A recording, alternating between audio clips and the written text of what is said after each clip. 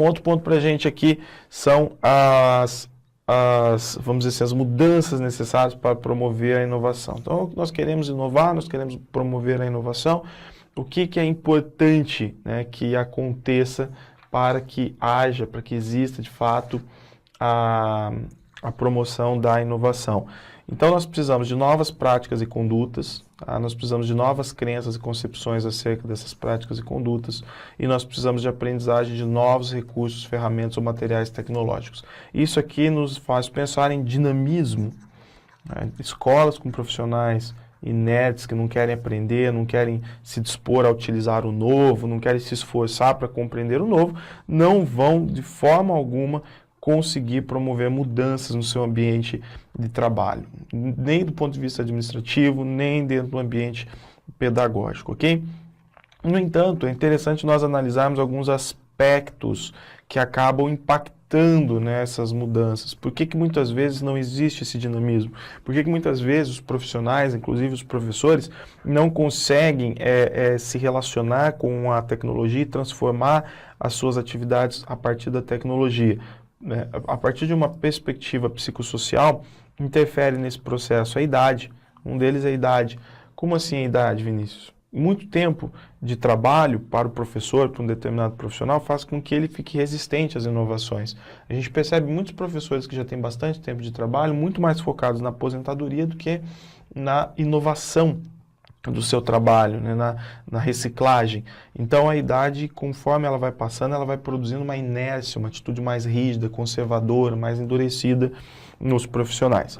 O outro ponto são os tipos de interação social dentro dos contextos educativos. Então a gente sabe que dentro da escola nós convivemos ainda, deixa eu voltar aqui para vocês para comentar isso, nós convivemos ainda com currículos rígidos, nós convivemos com falta de liberdade dos professores e dos alunos, com sobrecarga sobre os professores e sobre os alunos, tem que cumprir conteúdo, tem que vencer material, não pode utilizar espaços diferentes, tem que utilizar só a sala de aula, excesso de disciplina, o aluno não tem muita liberdade para se expressar ou para ir e vir, e isso faz com que esse tipo de atividade mais criativa com o uso de tecnologias não seja bem aproveitado, não seja utilizado e não esteja presente no planejamento do professor. A atividade é muito mecânica e o professor, quando ele consegue preencher todos os suas aulas lá no livro de chamadas e dar todo o conteúdo, independentemente da qualidade com que isso foi trabalhado, e aplicar tudo isso em prova, quer dizer que ele fez o que ele tinha que fazer, foi ótimo o ano e beleza, não interessa se foi interessante para o aluno, não interessa se o aluno aprendeu e não interessa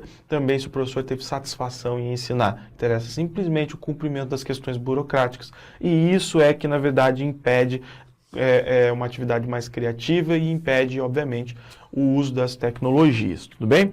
Voltando, os efeitos esperados, tá? Então, um outro aspecto são os efeitos esperados, ou seja, os profissionais, eles sempre, vamos dizer assim, na verdade, eles nem sempre, né, vão atingir aquilo que desejam. Então, o professor quer utilizar a tecnologia, ele sabe que não vai atingir os resultados que ele realmente deseja. Vai atingir ali um certo resultado, vai utilizar uma tecnologia, alguma coisa, mas nem sempre é aquilo que ele realmente espera. Por quê? Porque o professor não sabe utilizar adequadamente, ele não sabe todos os recursos que a tecnologia tem, ele não consegue dentro do planejamento dele, ele não consegue, ele pode ter uma expectativa boa, mas ele não consegue concretizar isso e acaba gerando uma frustração. Por quê? Justamente por não ter clareza sobre como explorar os recursos tecnológicos. E as percepções, né, que na verdade aqui seriam as percepções das expectativas, né, é uma consequência dos efeitos esperados, ou seja, até mesmo a sociedade, a comunidade não espera muito dos profissionais em termos de utilização de tecnologia, né? A comunidade não imagina, não espera muito que a escola seja muito tecnológica, que o professor utilize muito tecnologia, não se espera isso nem da parte administrativa, nem dos professores, ok? Então, o que a gente percebe? Diante disso tudo, quando nós falamos de qualidade da educação, essa qualidade da educação, ela vai depender muito mais da formação do professor do que da estrutura disponível. Não quer dizer que não tenha que ter estrutura, tem que ter. Só que a formação do profissional, eu vou colocar profissional porque a gente está falando tanto da parte administrativa quanto pedagógica, é o que vai realmente garantir a boa utilização da infraestrutura. Então, escolas que simplesmente adquirem infraestrutura, fazem divulgação disso para a comunidade, para a população, mas não garantem um desenvolvimento realmente sólido do professor e dos demais profissionais, não garante qualidade educativa. Okay? Uma crítica que existe, eu vou fazer um paralelo ao capítulo agora para acrescentar isso para vocês, uma crítica que existe que muitos autores vão fazer é que as políticas neoliberais, como elas são muito estruturalistas no sentido do material, elas estão sempre preocupadas em colocar nas escolas equipamentos, colocar nas escolas tecnologias que de repente possam de alguma forma melhorar o processo de ensino, o processo de aprendizagem também, mas não investem em professores. Por quê? É algo mais barato e mais imediatista. Investir em professor é algo de médio e longo prazo e é algo caro, porque obviamente gera despesas constantes e aí você tem uma classe enorme, por exemplo, dentro do Brasil a maior classe de profissionais do país são os professores, e você gera uma despesa enorme para garantir qualidade na educação. Então o tempo todo as medidas neoliberais ficam tentando implantar algo que seja mais imediatista e mais barato e não surte efeito, a gente percebe. Há quantos anos a educação fala-se em melhoria da educação e a gente não consegue de fato essa melhoria. Por quê? Porque o investimento ocorre na via errada. Então, simplesmente colocar tecnologias, colocar infraestrutura na escola não vai garantir uma educação de qualidade. Beleza? Bom, vejamos.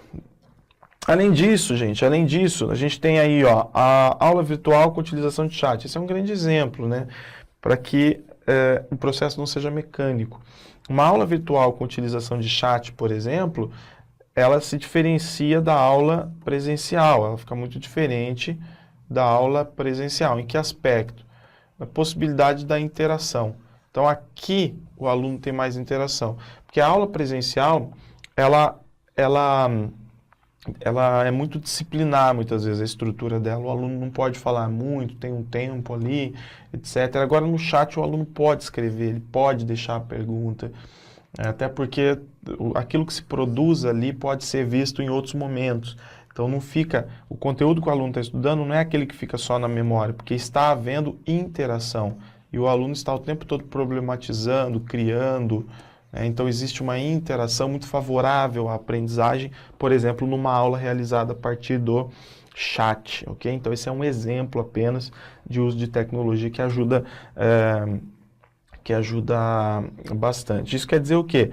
Que a gente vai ter que entender o seguinte, as tecnologias, eu vou colocar aqui as TICs, as tecnologias da informação e da comunicação, ok? Não podem ser apenas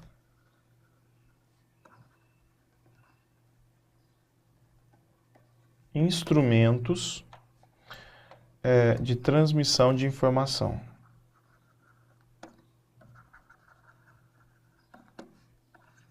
É interessante que elas sejam instrumentos que favorecem uma interação de mais qualidade, tá?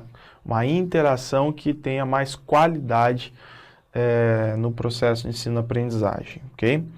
Bom, pessoal, aqui, dando sequência, 6 tipos de atitudes que nós vamos ver, que seriam o que essas atitudes, né?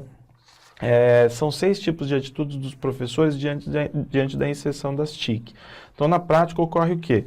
Você tem lá o professor crítico, que é o professor receptivo ao uso da tecnologia, mas realiza comentários críticos sobre a forma como deve ser utilizado. Bacana esse aqui, porque esse professor não é refém da tecnologia.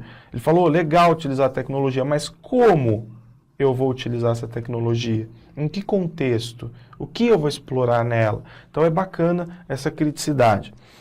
A gente tem os professores preocupados, eles são receptivos às tecnologias, porém eles têm preocupações ou receios acerca da utilização, que é o será, né? Será que o aluno realmente vai aprender? Será que isso aqui funciona? Então ele é preocupado. Tem os desfavoráveis, que são contra a utilização das tecnologias, normalmente são aqueles que eu, copiando o Celso Antunes, chamo de professauros. Professá-los. E aqui vai um ponto importante, um ponto interessante que alguns autores trazem, inclusive o próprio Cortella traz, o professor Mário Sérgio Cortella, que é o seguinte: alguns professores são totalmente desfavoráveis às tecnologias. Eles são uma espécie de tecnofóbicos, eles têm fobia à tecnologia, têm medo do novo, medo de se aprimorar, medo de ser substituído pela tecnologia. Isso é um grande problema. Por outro lado, nós temos uma outra classe de professores que são muito entusiasmados com a tecnologia, a ponto de se tornar pessoas, vamos dizer assim, que idolatram as tecnologias. Seriam, por exemplo, info-idolatradores, né? Mais ou menos assim, pessoas que idolatram a tecnologia, ou seja, que colocam a tecnologia acima de tudo e acabam, de certa forma, interpretando, concebendo a tecnologia de forma equivocada, porque ela não substitui o professor em nenhum momento, a tecnologia não faz mágica em nenhum momento. Então é importante que exista um equilíbrio. A atitude desfavorável à tecnologia acaba sendo uma atitude de fobia. E aí a gente vem com a ideia do Celso Antunes de falar professauro, porque esse professor já está distante da realidade, ele já não se comunica mais com o aluno dele. E não tem muito porquê esse professor continuar na sala de aula, tá? Vamos lá, continuando. Os antagônicos, né, que sentem-se inseguros, receosos. Tem os indiferentes, tanto faz, né, não se envolvem muito com as tecnologias, acaba sendo tão ruins quanto os desfavoráveis, etc. E os não iniciados, que não têm percepções reais a respeito do uso na educação. Então, os não iniciados são aqueles que não aprenderam ainda o impacto que o uso das tecnologias pode ter na educação, e eles precisam ter isso tanto na formação inicial quanto na formação continuada. Tudo bem? Agora, independentemente disso, o que a gente tem que entender é o seguinte: os professores, tanto os professores quanto a escola como um todo, não são mais fonte única de conhecimento. Tá? Então, não são mais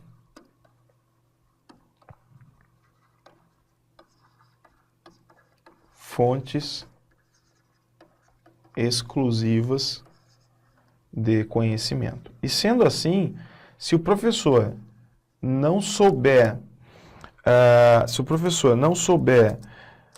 utilizar a tecnologia para dialogar melhor com o aluno e ajudar na aprendizagem mais significativa do aluno, esse aluno vai facilmente abandonar o professor e a escola para buscar conhecimento, mesmo que de forma não sistemática, mesmo que informalmente, ele vai buscar esse conhecimento direto na tecnologia. A gente tem visto muito isso. Você percebe o aluno falando assim: eu nem estudo mais matemática na sala, nem presto mais atenção no que o professor fala, porque ele é muito enrolado, ou eu não entendo o que ele fala, eu vou direto no YouTube e fico lá vendo aulas no YouTube. É isso que tem acontecido. Isso tem acontecido em escolas, isso tem acontecido em faculdades, isso tem acontecido em uma série de outros cenários de aprendizagem. Por quê? Porque o professor que se entende autossuficiente, o professor que não utiliza a linguagem do aluno para se comunicar com ele, o professor que não utiliza a vida que o aluno leva, as tecnologias, a cultura informacional, etc. E o professor que não potencializa o processo de ensino dele, dando mais recursos ao aluno. Né? Esse professor, por exemplo, que perdeu o aluno para o YouTube, ele poderia muito bem utilizar a aula do YouTube para potencializar a sua própria prática.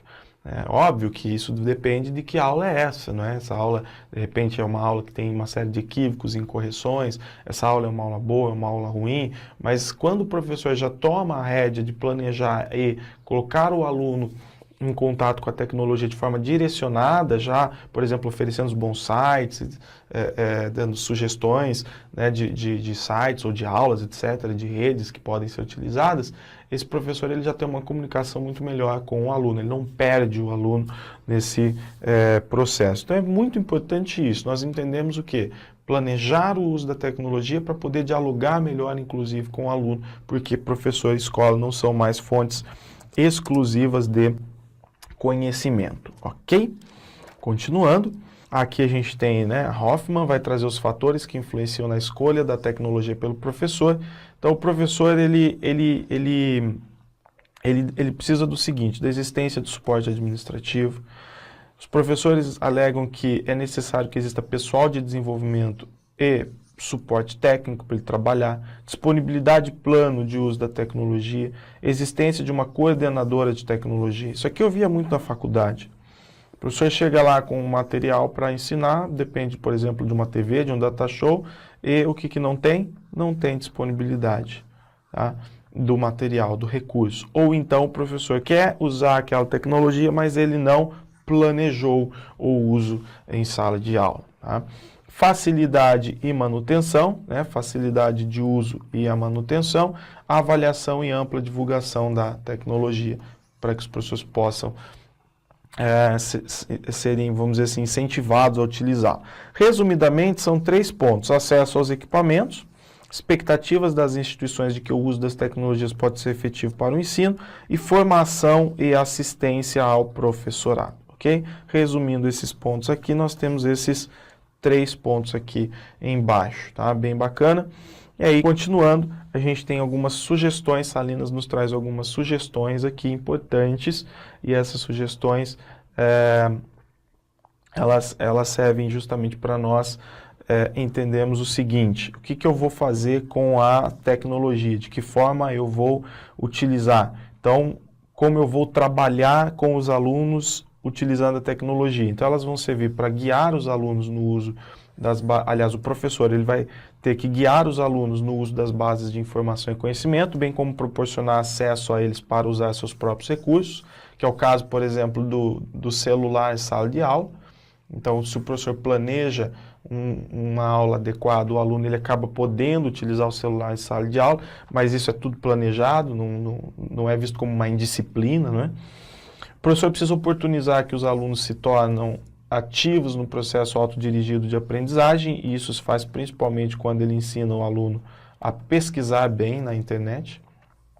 Assessorar e gestionar um ambiente de aprendizagem virtual, guiar os alunos para o desenvolvimento de experiências colaborativas. Acesso contínuo ao trabalho dos alunos. Acesso contínuo ao trabalho dos alunos.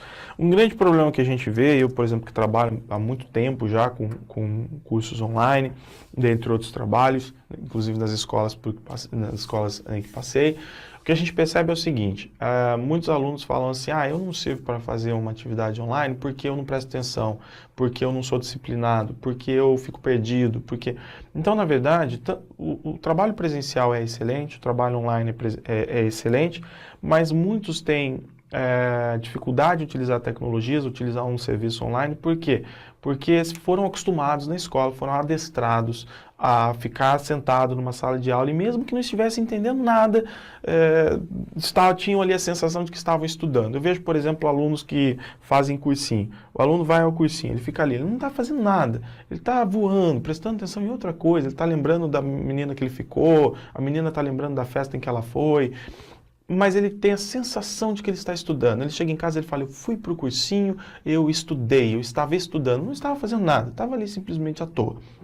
E da mesma forma, quando está diante de uma aula virtual, por exemplo, também está ali com a aula, fazendo anotações no piloto automático, mas está com a cabeça em outro lugar. Então, na verdade, não é o presencial que é ruim, não é o online que é ruim. O que acontece é que nós precisamos aprender a ter atenção, a explorar melhor. E quando o professor consegue juntar as duas coisas, ele tem essa capacidade de ter a atenção do aluno. Então, ele tem a capacidade, ele tem a condição agora de ter a atenção, de ter vamos dizer assim, o compromisso do aluno com a aprendizagem, e isso melhora bastante a qualidade, não só, então, do ensino, como também a qualidade da aprendizagem. Tudo bem? Voltando lá. E agora, por fim, formação de professores, né? A formação de professores, ela depende,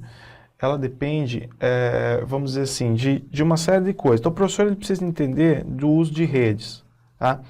É importante o professor entender, por exemplo, quais são os sites bons, como utilizar esses sites, como utilizar serviços online, tá? Então, na formação do professor tem que ter isso. Utilizar, por exemplo, os e-mails, utilizar webinários, que são eventos virtuais online, pode ser feito por Hangout, YouTube, Skype, uma série de coisas. Utilizar, por exemplo, os chats, tá? Então, esse é uma redes. Então, o professor ele precisa na formação dele, aprender a lidar com redes. Mas ele precisa lidar também com materiais diversos. Tá? Materiais seriam o quê? Materiais são CDs, são DVDs, tá? São, sei lá, o próprio data show. Então, tudo tem técnica para isso. Não é só lá colocar música, não é só apresentar o filme, não é só pôr o slide no PowerPoint. Tudo tem uma técnica. Como eu vou fazer esse PowerPoint, como eu vou montar, como eu vou chamar a atenção do aluno. Envolve muito neurolinguística. Então, tem que ter habilidade para lidar com isso. Uma outra coisa, e aqui eu poderia colocar também, obviamente, os softwares. Né? Softwares.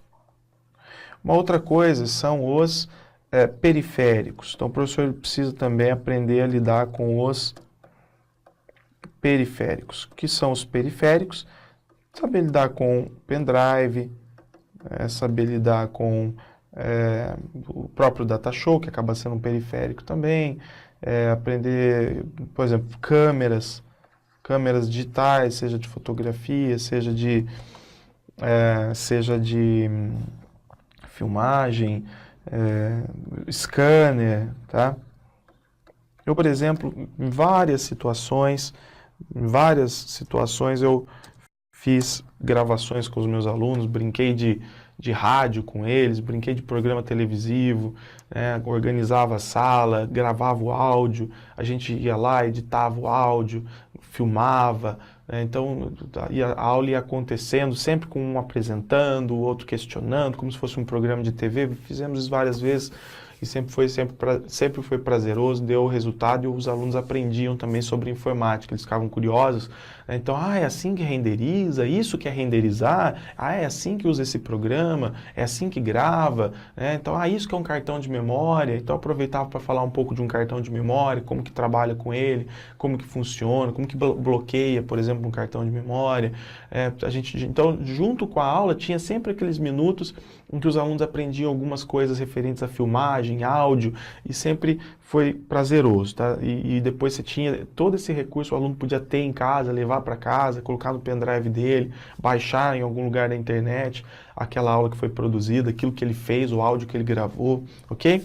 Bom, e obviamente informática, né? O professor ele precisa aprender informática, ele precisa ter noções básicas, ele precisa saber, por exemplo, lidar com Word, lidar com PowerPoint, lidar com um programa de desenho, de imagem, como Photoshop, um CorelDRAW, renderizar um vídeo em algum programa de edição. Então isso também é fundamental para o professor de hoje em dia, professor atual, professor moderno, professor que transforma a educação. Tudo bem? Visto isso, terminamos esse conteúdo, a gente vai para o capítulo 13 agora, para falar mais sobre formação de profissionais no ambiente virtual de aprendizagem a partir de cursos à distância, ok? Então, até a próxima. Valeu!